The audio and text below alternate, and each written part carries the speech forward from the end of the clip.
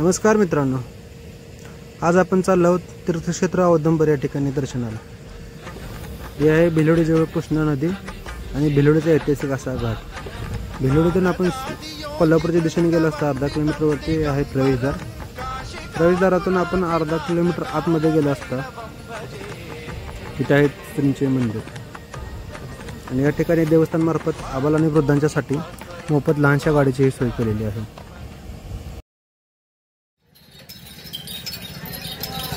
नमस्कार, श्री गुरुदेव दत्त। आज आपण आले तीर्थक्षेत्र औदुंबर या ठिकाणी दत्त गुरुदेव दर्शन करण्यासाठी। चला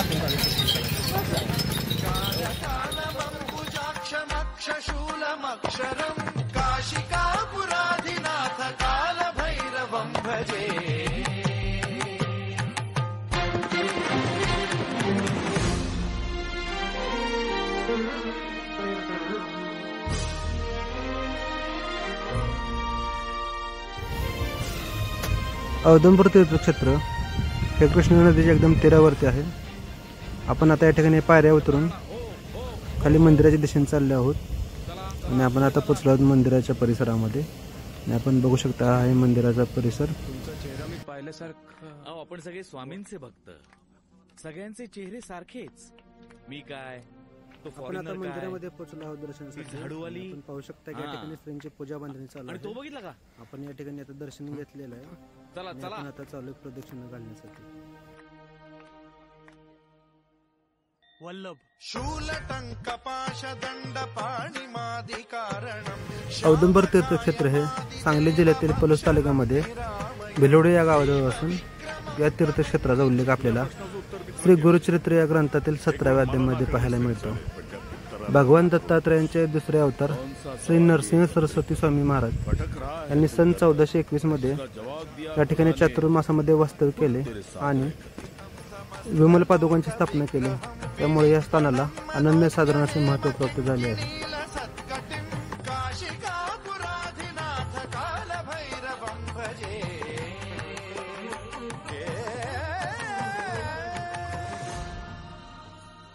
की हा पासवर्ड 8 कॅरेक्टर्सचा आहे।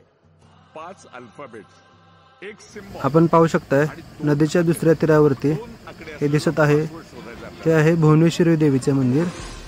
हे मंदिर फार प्राचीन असून या मंदिराचाही उल्लेख गुरुचरित्रामध्ये आढळतो आपणास। आणि या ठिकाणी भुवनेश्वरी आणि औदुंबर नदीच्या अलीकडे पलीकडे जाण्यासाठी नावेची सोय या ठिकाणी उपलब्ध आहे। अतिशय निसर्गरम्य असा इथला परिसर आहे।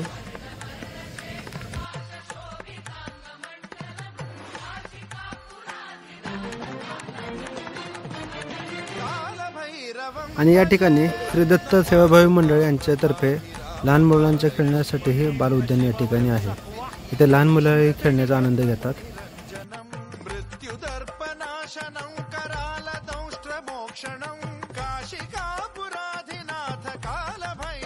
या ठिकाणी दत्त जयंती आणि महाशिवरात्रीला खूप मोठी अशी यात्रा भरते।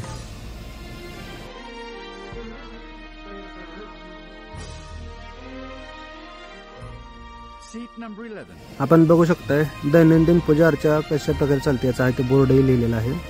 त्याच पद्धतीने इथे एक अन्नछत्रही आहे। दररोज दुपारी 12:30 ते 3:30 वाजेपर्यंत या ठिकाणी महाप्रसाद असतो। आपण कधी आला तर यावेळेस तर नक्की महाप्रसादाचाही लाभ घ्या। आजच्या ब्लॉग मध्ये आपण एक सिनेमॅटिक व्हिडिओ पण केलाय छोटासा, तो पण नक्की बघा। देवराज सेव्यमान पावनाघ्रि पंकजम व्याल यज्ञ सूत्रमिंदु शेखरं कृपाकरम।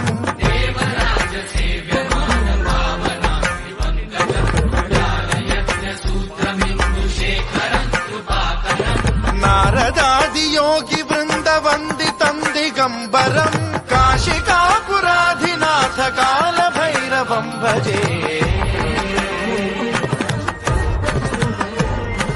भानुकोटि भास्वरं भवाब्धितारकं परं नीलकण्ठमीर्तितार्थदायकं त्रिलोचनं कालकालमम्बुजाक्षमक्षशूलमक्षर